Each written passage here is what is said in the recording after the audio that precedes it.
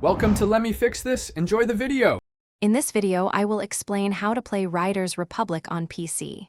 First, you will need to acquire the game, which is available on PC through platforms like Ubisoft Connect and the Epic Games Store. Before diving in, it is crucial to ensure your computer meets the game's minimum system requirements for optimal performance. Additionally, a reliable and stable internet connection is absolutely necessary for all the online multiplayer features and to receive important game updates. To ensure a smooth experience, your PC should have at least an Intel Core i5-4460 or AMD Ryzen 5 1400 processor. You will also need 8 GB of RAM to run the game effectively.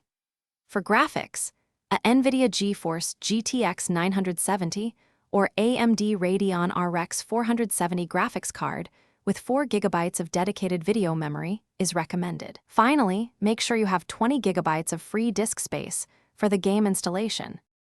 Once the game is installed, you will primarily use your keyboard for character movement and various actions, while your mouse will handle camera control and navigating menus.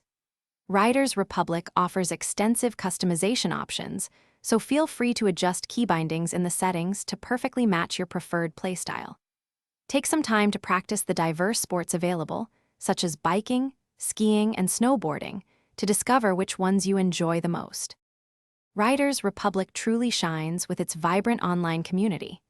You can jump into exhilarating mass races with up to 64 other players, creating truly epic, large-scale competitions.